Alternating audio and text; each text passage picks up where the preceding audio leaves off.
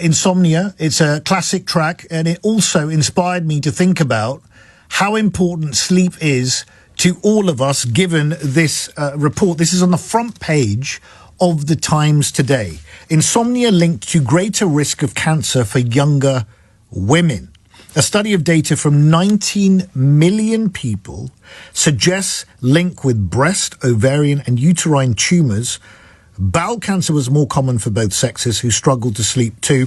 Apparently, cancer diagnoses have steadily been increasing in the under 50s. The alarming trend has been highlighted by several high-profile cases in recent years, including Dame Deborah James, who died from bowel cancer age 40. Also the Princess of Wales, of course, with her battle with cancer. Researchers now believe that insomnia, which affects as many as 1 in 3 adults at some point, could be fueling the rise, particularly hormone-related cancers in women.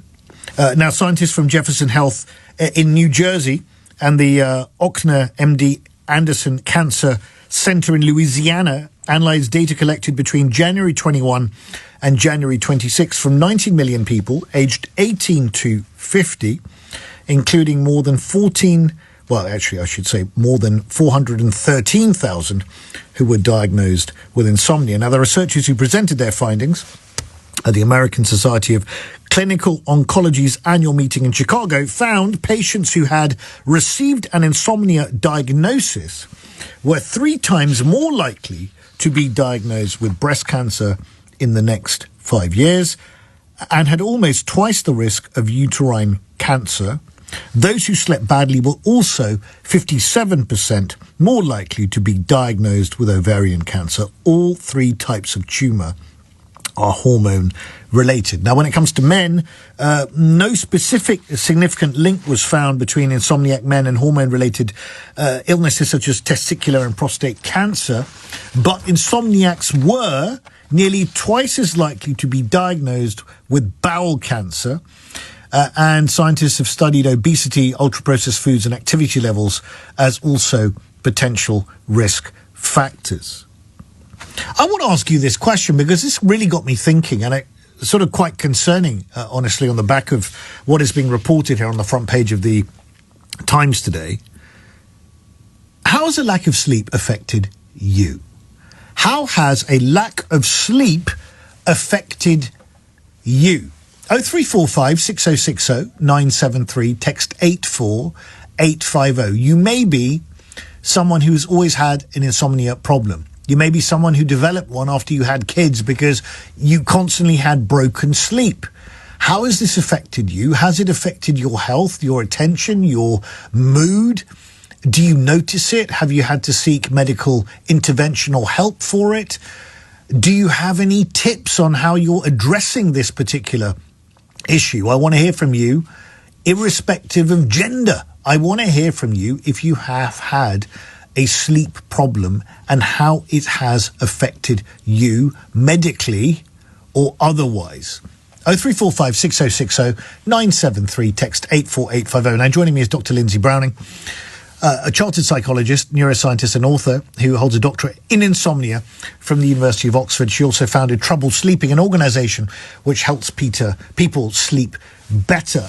Dr. Browning, thank you very much indeed for joining me. How big an issue is insomnia in the UK? It seems to be on the rise, and as people are becoming more aware of their health just generally and well-being and mental well-being as well as physical well-being, people are paying more attention to their sleep, which is fantastic. But the trouble is, if you become too acutely aware of needing to sleep perfectly, that can actually kind of backfire. And this is where this study, on the one hand, is, it's a huge study. Like you said, 19 million people, it's huge. But it is a study about association. So this study looks at that there's an association between people who have insomnia, struggle with their sleep, and then developing cancer. But that doesn't mean that poor sleep causes cancer. Understood, yes. It just means that they're associated. And of course, if you're someone for whom you're worried about cancer, maybe you've previously been diagnosed, you have history of cancer in your family, then this news, if you're not sleeping brilliantly, might just trigger a whole load of anxiety about the need to perfect your sleep so that you can avoid getting cancer. So we need to, treat this study with the importance that it has, but also cautiously, because we don't want to scare lots of people about their sleep. Absolutely right. Do you mind, Dr. Browning, just educating me and the listeners about sleep, the types of sleep? Because there's REM, which I always get confused about, this pop band, and all the rest of it. But can you explain the different types of sleep and why they're so important? Sure. So during the night, we have light sleep, which is made up of N1 and N2, so sort of very light sleep and slightly deeper light sleep. Then we have deep sleep, which is called N3, and we have REM sleep, which stands for rapid eye movement sleep. So we have these non-REM, which is light and deep sleep, and REM sleep. Okay. And these kinds of sleep happen throughout the night in things called sleep cycles. So approximately every hour and a half or so, we'll go through all the different parts of sleep, and then the next sleep cycle will start. And at the beginning of the night, we tend to have more deep sleep, and towards the end of the night, so towards the morning, we'll tend to have more and more REM sleep. And in terms of these sleep cycles, how long are these sleep cycles? So we can't put an exact number on it, but like I said, it's approximately an hour and a half, but it can be an hour, just over an hour. It could be about 2 hours. So somewhere in that realm. Okay. And in terms of the optimal number of hours of sleep we should be getting, and I know you mentioned the point that this is an association with cancer and other things and all the rest of it. It's not proven, so we need to bear that in mind and not freak everyone out. But in terms of the optimal number of hours we should be getting, what would you advise, Dr. Browning? So the general recommendations are from whole loads of studies that to be maximally healthy, people with the best health outcomes, both mentally and physically, adults tend to need somewhere between 7 to 9 hours sleep regularly every night. So it doesn't mean that everybody needs 8 hours. It could be that you're somebody who needs nearer 7. It might be someone who needs nearer 9. And of course, there are people a little bit outside of that.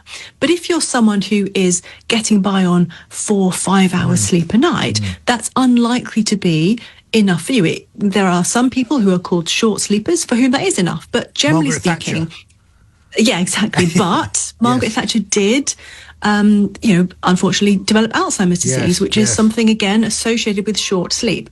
So we want to make sure that people aren't deliberately sacrificing sleep to do other things. We don't want to be thinking that sleep is important, because it is important. But equally, we don't want to be too stressed about it, because sleep does vary. And if, like you said, if you have young children, your sleep is going to be disrupted for a number of years when they're babies and small children. And that's okay, because as humans, we are perfectly able to cope with disrupted or poor sleep in the short term. We just don't want to be choosing to not get enough good quality sleep in the long term because we think it's not important, because there is so much evidence that regularly getting a good night's sleep is really hugely beneficial for us. Now, if we have poor sleep, do you think it can also lead to affect other behaviours in general in terms of how you eat and exercise and other things if you're not sleeping properly?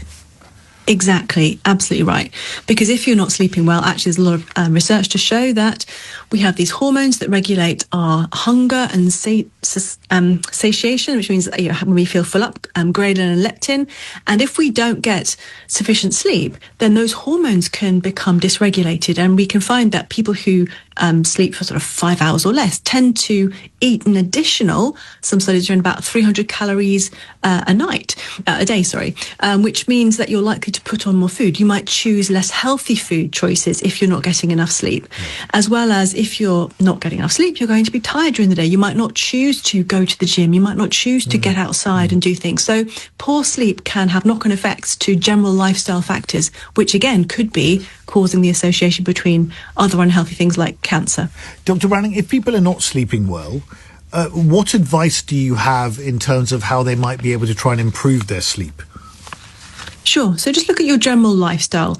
And if you are not eating particularly well, if you're not exercising, if you're not getting outside to see natural daylight during the day, then those are things that you can easily, or hopefully fairly easily, change that will probably help to improve your sleep as well.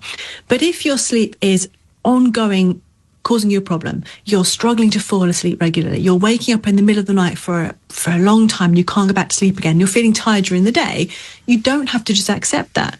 There are treatments. You speak to your doctor, because you need to find out if there is a medical cause to that. Perhaps you have an iron deficiency causing daytime fatigue, or a thyroid issue. Perhaps you have sleep apnea, which is causing breathing issues during the night, causing disrupted sleep. Or if you have insomnia and you're stress, anxiety, or you're stressed about sleep itself and struggling to fall asleep because you're so concerned about, oh my goodness, if I don't sleep, I won't be able to cope tomorrow. Then CBTI, which is cognitive behavioral therapy for insomnia, is the sort of the gold standard treatment for insomnia. And it doesn't involve any pharmacological interventions. It's just about changing your behaviours and thoughts about sleep to help you sleep better. And just very briefly, Dr. Browning, you mentioned the importance of natural daylight in the day. Is this linked to circadian rhythms? Can you just explain those briefly, please? Yeah, so our circadian rhythm is our internal kind of 24-hour clock, and your body kind of knows what time it is, and your body will secrete melatonin when it's time to sleep. It will be regulating your digestion. It will be regulating all sorts of hormones. And we need, or one of the best ways of regulating that is to get natural daylight during the day. And that's, again, why we recommend that people don't have bright lights last thing at night, because bright light will, in the evening, will sort of fool your body into thinking it's still daytime. So, yeah, we really want to go outside, early in the morning, lunchtime, get outside, get that natural daylight. It will help your circadian rhythm to know that it's daytime, help you feel more awake and alert, and then hopefully help you sleep better at night as well. Thank you very much indeed. Dr. Lindsay Browning there, chartered psychologist, neuroscientist and author, giving us a little bit of an education around sleep and insomnia.